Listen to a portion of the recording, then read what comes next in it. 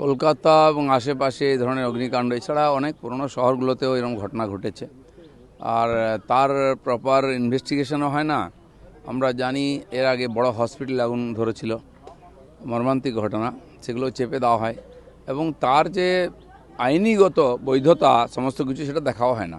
একদিন চলেছে, টাকা পয়সা দিয়ে হয়ে যেত। আমাদের সরকার সেটা বরদাস্ত করবে না। মাননীয় সিএম বলেছেন সব নিয়ম মেনেই হবে। যেমন যেমন মন্ত্রিসভা বিস্তার হবে, মন্ত্রীরা দায়িত্ব নেবেন, তারা প্রথমে এগুলো খুঁটিয়ে দেখবেন। সমস্ত ডিপার্টমেন্টে যা যা তার রীতিনীতি আছে, আইনগত ব্যবস্থা সব মেনে করতে হবে সবাইকে। আমিও সেজন্য আপিল করছি, সময় থাকতে এগুলো মেনে নিই। যা চলেছিল ওটা ঠিক চলেনি, ঠিক চলতে হবে, যাতে আমাদেরকে বেশি কড়া হতে না হয়। সেজন্য এখনও সময় আছে, সবাই আপিল করুন, বৈধভাবে ব্যবসা করুন। কেউ আপনার গায়ে হাত দেবে না, আপনার পেটে কেউ ভাত মারবে না, এটা আমরা নিশ্চিত করছি।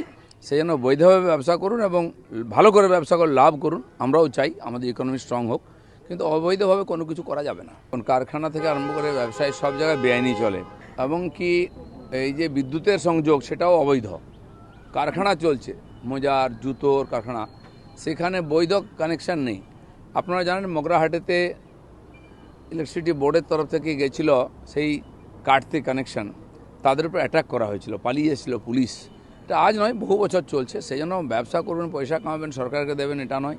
সরকারের রেভিনিউ কম আসে, আর সরকারের সঙ্গে যুক্ত লোকেরাই অবৈধ কাজ করে, এগুলো চলবে না। আর সেই জন্য সরকারের রেভিনিউ দরকার। যত রিসোর্স আছে আমাদের, সেগুলোও অবৈধভাবে ব্যবহার হয়। অলরেডি বহু জায়গায় অবৈধ গুন্ডা ট্যাক্স বন্ধ হয়ে গেছে, বালি পাথর ইত্যাদি, কয়লার অবৈধ বন্ধ হয়ে গেছে কারবার। এই ধরনের ব্যবসাতেও যে ধরনের অবৈধ কাজ চলছে সেগুলো বন্ধ করতে হবে, নাহলেও বৈধ কানেকশন নিতে হবে। যেখানে সন্দেহ আছে, মনে হচ্ছে অবৈধ কাজ হয়েছে, নিয়ম মেনে হয়নি, সব কটা রিভিউ করবো আমরা। এবং মেসি কাণ্ডের মতো এত বড় একটা কলকাতাকে বদনাম করা হলো যে ঘটনায়, যারা পেছনে আছে তাদেরকেও ডাকা হবে আইনের সামনে, এবং সাধারণ মানুষের টাকা যেভাবে লুট করা হয়েছে সে টাকা ফেরত দিতে হবে। বদলি সে তো আমরা 15 বছর দেখেছি কি করেছেন, মানুষকে অত্যাচার করেছেন। অভ্যাস না পাল্টালে, আইন আছে সেসব পাল্টে দেওয়ার জন্য। তো সেই জন্য এইসব অভ্যাস যারা বদভ্যাস করেছেন পাল্টে ফেলুন, সরকার কোনো কিছু বরদাস্ত করবে না। মানুষের যে যে দাবি আছে, মানুষকে যেভাবে প্রতারিত করা হয়েছে, প্রতারণা করা হয়েছে, তার হিসাব তো চাওয়া হবেই। আর সব আইনগতভাবে যা যা রাস্তা আছে সেভাবে এগোবে সরকার। অনেক বাঘসিংহকে আবার খাঁচায় ঢুকতে হবে, সেটাই যোগ্য জায়গা।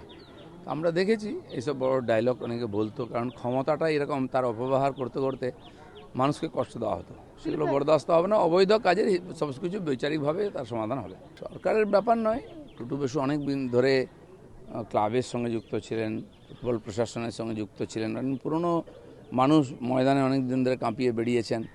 তো তার চলে যাওয়াটা তো ক্রীড়া জগতে একটা ক্ষতিও বটে। আমি তার আত্মার শান্তি কামনা। এসব প্রথম ক্যাবিনেট মিটিংয়ে ডিসিশন হয়েছে এবং মাননীয় চিফ মিনিস্টার ডিএমদের বলে দিয়েছেন এই ধরনের যা যা অবৈধ চলছে সব বন্ধ করতে ইমিডিয়েট, এবং শুরু হয়ে গেছে বন্ধ হওয়া। হয়ে গেছে। সব প্রশ্নের উত্তর দেওয়ার দায়িত্ব আমার নাই, আমি নাই পার্টির কথা বলবো না। আর